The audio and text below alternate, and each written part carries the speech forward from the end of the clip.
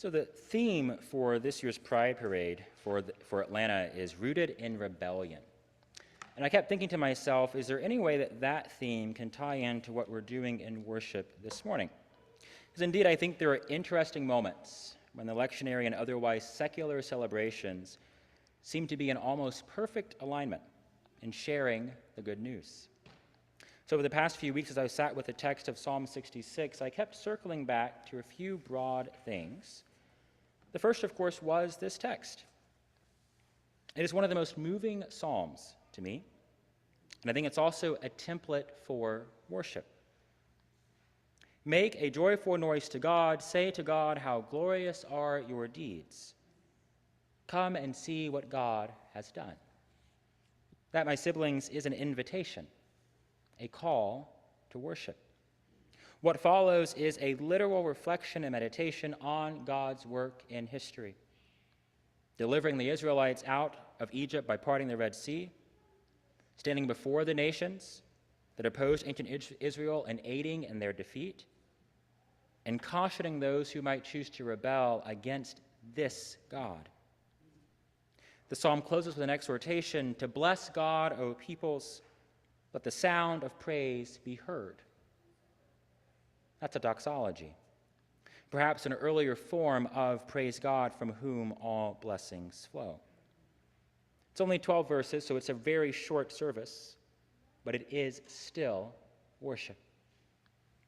The second thing that I thought about was our sermon from Palm Sunday. We often talk about that day as a procession of palms and branches and a humble Jesus being called a king. But we should be really clear. Palm Sunday was also a parade. I think Palm Sunday was also, that procession was a form of worship. And so that parade, in the face of the might of the Roman Empire, directly opposite the governor of that territory, that parade and procession was an act of worship and rebellion. Worship as rebellion. Now, that might sound random or weird. It seemed that way when I wrote this last night. But I'm happy to spend some more time there. If we recall our message from a few weeks back about the intent of worship and the UCC's description of what worship is, it's the glad response of one's full self to the saving acts of God in history. A communal and individual celebration, an almost Pentecostal proclamation of the good that God has done. That sounds too celebratory, too joyous to really be an act of rebellion. But think about how the first Christians gathered and worshiped. Hushed tones over dinner tables, under penalty of arrest and execution, really trying to figure out how to follow and make real the way in a time when it wasn't the favored faith of the state, when it didn't have empires, militaries, and emperors to back them up, when Jesus was still a prophet but not yet recognized as God, and yet they worshiped. Yes, I think that is rebellion. So if worship can be a parade and an act of rebellion, does pride and a pride parade fit somewhere there too?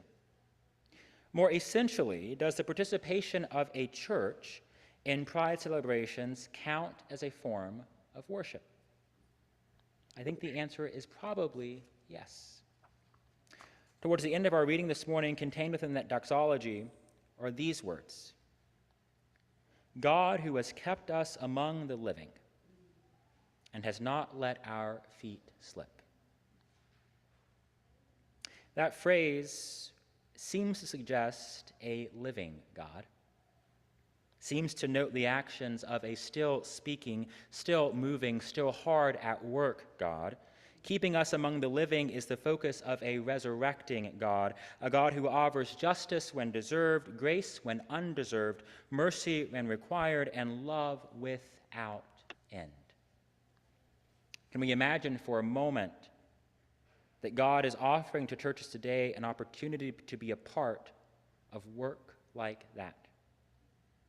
Can we imagine for a moment that God has surveyed the state of the spiritual well-being of the world and is giving churches the chance to begin again, offering us the chance to say, come and see what God has done.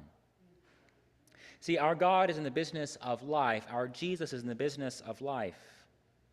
The narrative arc of our tradition tells us that death will never have the last word. What does any of this have to do with pride? I think everything. Because this afternoon, at a parade of celebration and joy, there will be people with signs invoking the name of God, the name of Christ, as they yell slurs and tell people that they are going to spend their entire life after death in a place that's not so kind, not so great. Because sometime this week, a kid has sat in the pews of a church, ready and excited to be part of what's happening in that space, and yet they heard a message that something about them might be really wrong.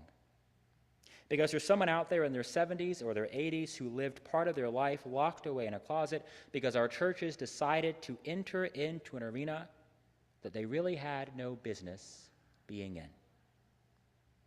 I think that when you mess up this badly, you have to be intentional about how you choose to correct it. So in this instance, the least that a church can do is to march in a parade, surrounded by folks who might not want to have anything to really do with us or the things that we do in a space like this, but it's important for us to make clear that what you've seen and heard and been told about the deeds of God and the deeds of churches, that maybe, just maybe, that's not quite true. In this instance, the least a church can do, I think, is march and participate in a communal and individual celebration and almost Pentecostal proclamation about the goodness and the glory of God, who called all of us by name, and in their image we were fearfully and wonderfully made. Parades is an act of worship, worship as an act of rebellion. Rebellion is one of the cornerstones of the practice of this faith. Come and see what God has done. Bless God, O peoples, hear God's praise. I think that many, many queer people would say that we have been tested. We have been tried.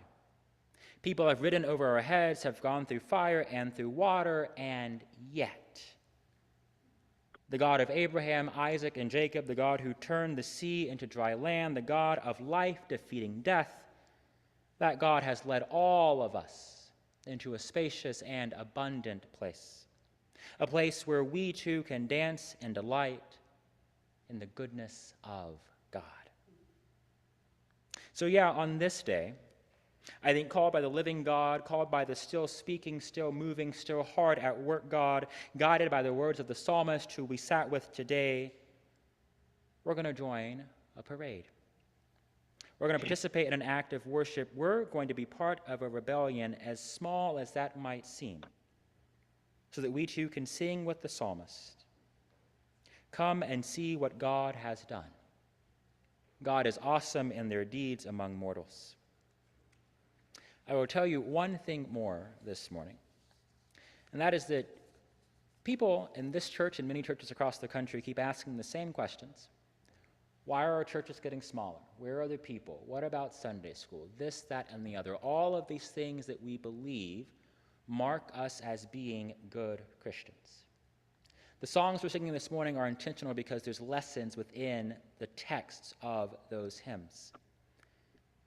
They will not know that we are Christians by how big our church campuses are. They will not know we are Christians by how much money we have in our endowments or checking accounts.